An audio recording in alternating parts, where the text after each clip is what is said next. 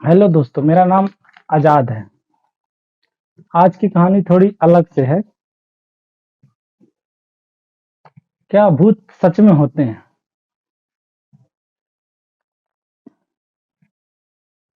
आज की कहानी राजस्थान के एक इलाका भरतपुर की है, जहां एक कंपनी थी जिसमें एक राजू नाम का लड़का काम करता था। और राजू एक बहुत ही ईमानदार और सीधा साधा व्यक्ति था और बहुत ही ज्यादा मेहनती था। बहुत कम ही छुट्टियां मारता था और ओवर टाइम भी बहुत करता था। और व्यवहार से बहुत ही सदाबहार आदमी था। हर कोई उसका दीवाना था, मतलब बहुत ही व्यवहारिक व्यक्ति था। अच्छा काम चल रहा था, सब कुछ ठीक था। आज राजू मेहनत करके अपना घर का गुजारा कर रहा था। फिर अचानक से देश में 2020 में कोरोना आ गया और सभी कंपनियां बंद हो गईं।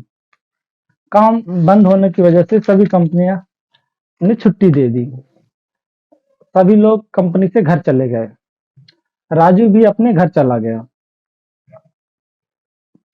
और घर में रहने लगा। तभी घर में रहते रहते राजू को एक दिन कोरोना हो जाता है और कोरोना की वजह से राजू की मौत हो जाती है। राजू की मौत की खबर लगभग लगभग उसके सभी साथियों तक पहुंच चुकी थी। जो उसके साथ काम करते थे, कंपनी का सेठ, बाकी सब लोगों को पता हो गया था कि राजू का मौत हो चुका है और अब राजू नहीं रहा इस दुनिया में। फिर देश से लॉकडाउन हटता है और धीरे धीरे सभी कंपनियां चालू होती हैं। राजू जिस कंपनी में काम करता था वो कंपनी भी चालू होती है और धीरे धीरे कंपनी बराबर से चलने लगती है। फिर अचानक से एक दिन राजू कंपनी में आता है तो सभी लोग देखकर दंग रह जाते हैं कि हमने तो इसके मौत की न्यूज सुनी थी कि यह मर चुका है और ये कैसे सामने आया। जब राजू से सब लोगों ने पूछा तो राजू बोला, शायद आप लोगों के साथ किसी ने मजाक किया है। अगर मैं मर गया होता तो आप लोगों के सामने कैसे होता। हालांकि यकीन करना थोड़ा मुश्किल था, पर जब सामने बंदा खड़ा हो तो कोई भी यकीन करेगा। अब राजू सेठ से बात करता है काम के लिए और काम पे लग जाता है।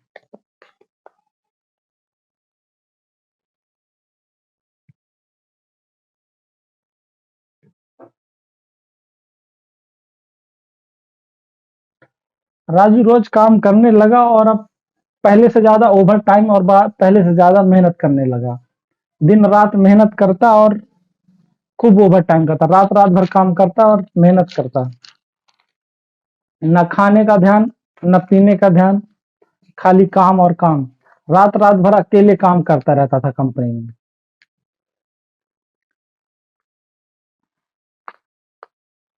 और राजू कभी भी कहीं से भी गायब हो जाता और कहीं से भी आ जाता था। किसी को खबर भी नहीं लगती थी कि अभी यहाँ था, यहाँ से गायब हो गया, अभी वहां से आ रहा है। लोगों को अजीब तो लग रहा था पर कोई किसी से कह नहीं सकता था, क्योंकि अब जब आदमी किसी इंसान को जिंदा देखता है सामने घूमते तो उस पर शक नहीं कर सकता है। ऐसे ही चलता रहा। राजू अकेले रात रात भर ओवर टाइम करता और खूब मेहनत करता। पर इसी बीच वॉचमैन को कई बार ऐसा लगा कि जैसे कोई है, मतलब अजीब सा, कंपनी में घूमता है, आता है, जाता है, रहता है, जो कि नॉर्मल इंसान से बहुत बड़ा है, बहुत अजीब सा है। कई बार देखने की कोशिश की, देखा पर उसको समझ में नहीं आया। कई बार ऐसा लगता है राजू ही इतना बड़ा आदमी है क्या। पर जब पास में जाता तो वो राजू होता। ऐसा करते और देखते देखते राजू को लगभग 1.5 महीने गुजर चुके थे।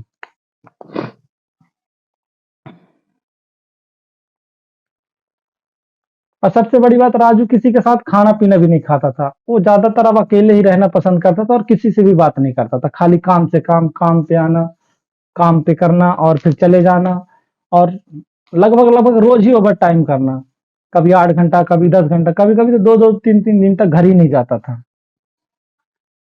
उसकी हरकतें नॉर्मल इंसान से बहुत ज्यादा अलग थी। कई बार लोग पूछने की कोशिश करते पर बोलते कि मेरे घर में की स्थिति थोड़ा खराब है, इसलिए मुझे ज्यादा मेहनत करना पड़ रहा है, और वो काम करते रहता। जब एक दिन पगार होने का टाइम आया तो राजू एकदम से गायब हो गया, और फिर राजू आया ही नहीं 2-3 दिन तक। जब राजू आया नहीं तो राजू के सेठ ने तय किया कि राजू को पता करे कि राजू है कहाँ।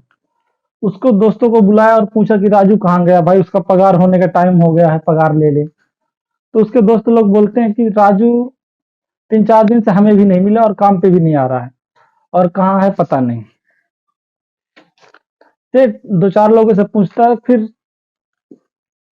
जो किस राजू इतना मेहनत करता था तो सेठ के थोड़ा ज्यादा करीब हो गया था, उसको जानने पहचान ज्यादा हो गई थी और पुराना कारीगर भी था।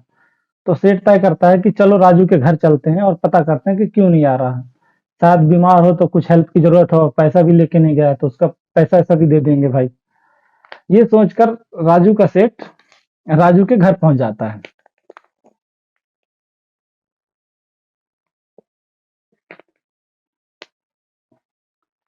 जब राजू का सेठ राजू के घर पहुंचता है तो उसकी बीवी से मुलाकात होती है। राजू का सेठ राजू की बीवी से बोलता है कि राजू कहाँ गया, इस टाइम पर ड्यूटी नहीं आ रहा, बीमार उमार हो है क्या। जब राजू की पत्नी सुनती है ये बात तो राजू की पत्नी रोने लगती है खूब जोर जोर से,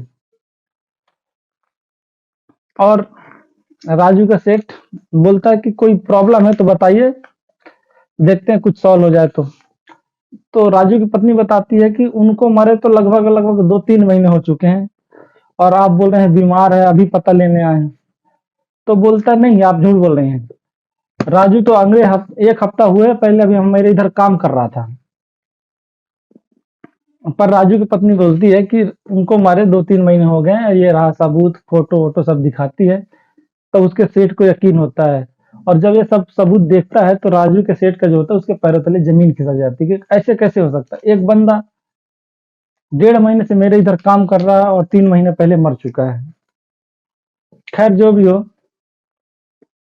सेठ देखता है और फिर बोलता है चलो ठीक है अब जो है तो है भाई, पर आपका राजू हमारे इधर 1.5 महीने से काम कर रहा है और उसका पैसा ऐसा कुछ है, तो वही पूछने के लिए आया था कि भाई 1.5 महीने से काम कर रहा, अपना पैसा क्यों नहीं लिया, ऐसे ही आ गया है। तब उसकी पत्नी बताती है कि एक रात में बहुत ज्यादा परेशान थी और रात में ही बैठ के रोने लगी। तब मेरे मन में ख्याल आया कि काश हमारे पास 40-50 हजार रुपए होते तो हम भी कुछ दुकान उकान खोल लेते, अपना घर का गुजारा करते।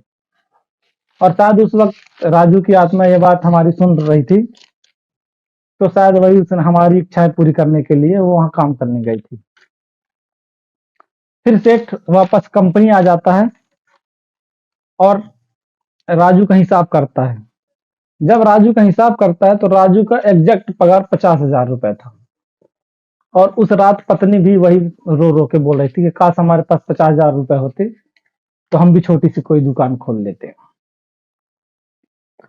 फिर